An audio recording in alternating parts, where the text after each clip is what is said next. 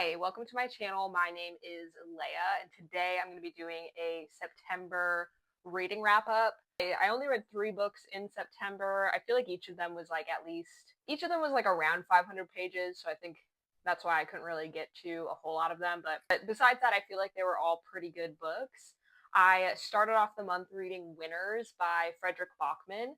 This is the third book in the Beartown series. To give you some context, I rated Beartown 5 stars. I rated Us Against You 4.5 stars, and I rated Winners 4.25 stars. Overall, I thought that Beartown was the best book. Obviously, I rated that one the highest. And I do like the other books, but I just don't think they really packed a punch as much as Beartown did. And that's kind of how I felt about Winners also. He introduces a lot of new characters in the beginning of the book, particularly characters from the town Hied. And so we are spending time with characters that we have been spending time with. And then we're also being introduced to characters from the town over. And there's just overall a lot going on. And I do think it took me some time before I actually started giving a shit about the characters in Hied. One of my favorite aspects to Fredrik Backman books is that he makes all of his characters are very multifaceted and complex, and they feel like real people to me.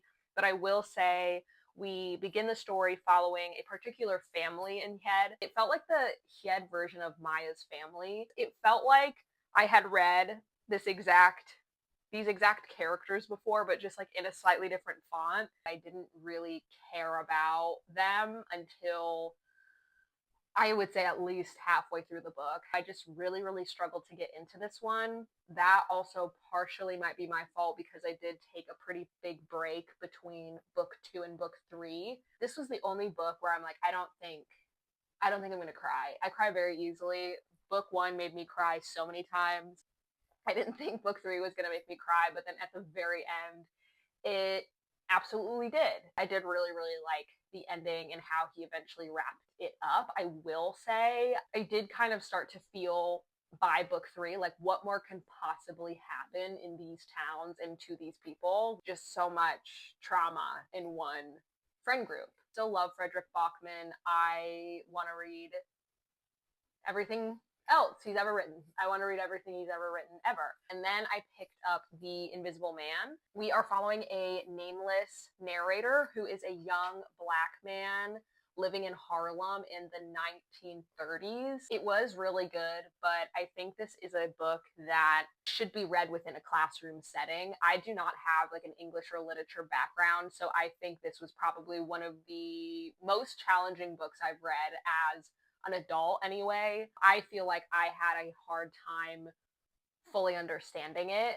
And that's not to say it's confusing. I understand everything that happens in the book, but I feel like there were quite a few times where I would read a scene and in my head I'd be like, I know this has significance, but I don't know why. I think this is a pretty dense book. I think this is a book you like analyze and discuss. I just don't think I have the background to fully dissect and understand it just by myself. I did look some stuff up on the internet after I read it to help better understand like the ending, because again, I understand what happens at the end, but I didn't get why. The book has overall themes of racism and oppression, but you're also following a narrator try to find his identity, which I think is really interesting to read about, especially the character development that we watch him go throughout the book, I think was also really, really interesting. The narrator is a nameless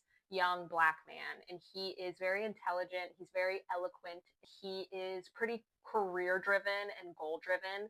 I think that he just wants to make a name for himself, and he believes in racial equality and wants to be a part of that movement. And in the beginning of the book, he believes that if he can placate and appease these rich, influential white men, that he will be able to make it in the world.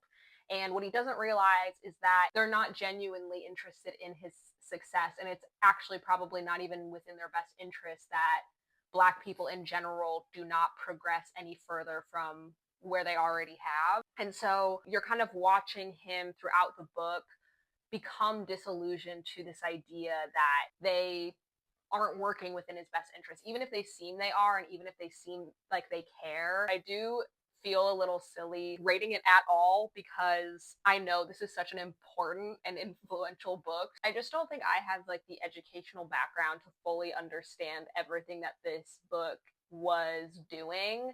From a personal enjoyment standpoint, I did think that parts of this book were pretty dry. Like definitely don't listen to me because I kind of don't know what I'm talking about. After The Invisible Man, I picked up Project Hail Mary.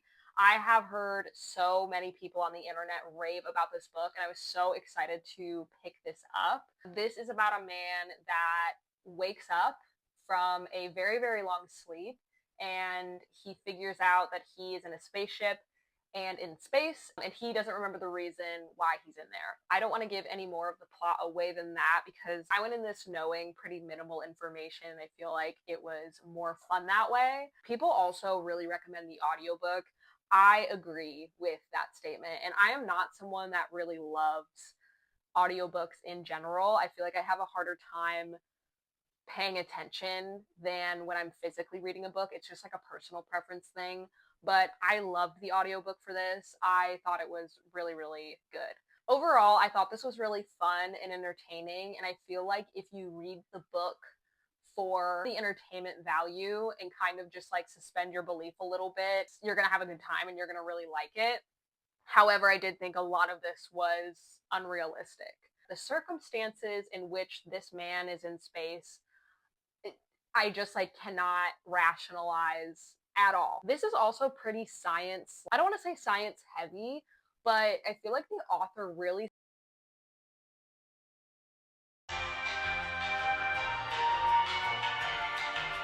Hi, my microphone died, so the audio for the rest of this video, it's not there. You can't hear anything. So I'm just gonna record the rest of this without my microphone. Realistically, it kind of sounds like shit anyway, so I'm just gonna scream. What I was getting at was the author will explain the science behind what is happening in the book, because this man is in space. He runs into some problems and he has to figure out how to get himself out of those problems. And sometimes that involves physics, sometimes it involves math or biology. And then he will describe to you the thought processes that are going on in the main character's brain. So it's like we can understand how he's drawing those conclusions. I personally thought that was extremely interesting. I think he could have very easily just told us, like, oh, he figured this out, but instead he's showing us what he did to figure it out, which I thought was cool. But if science isn't your bag, then maybe you won't enjoy those parts as much. I felt very, very emotionally connected to a couple of the characters in this book. It did make me cry. I'm an emotional girl, as mentioned before, so that's not that hard to do. It was unexpectedly wholesome. I think that it pretty much meets the hype that this book gets. I went into this with pretty high expectations. I'm not gonna say it was like my favorite book I've ever read, but it was really, really good and I did really enjoy it. I'm really excited for the movie. I'm glad that Ryan Gosling's in it. I ended up rating this a 4.25 stars. And also, if you've made it this far, if you have any audiobook recommendations, and like audiobooks, like if you've ever listened to an audiobook and you're like, this is better than physically reading the book, like I would prefer the audiobook over this, please let me know. And it doesn't have to be sci-fi. It can be anything. If there are other audiobooks out there that are as good as this, I would like to listen to them. Those are the 3 books that I read in September. Not a big quality, but I do think a big quantity. Good quantity over quality. You know what I mean, whatever. Thank you so much for watching. Hopefully I read more books in October, and I'll see you next time.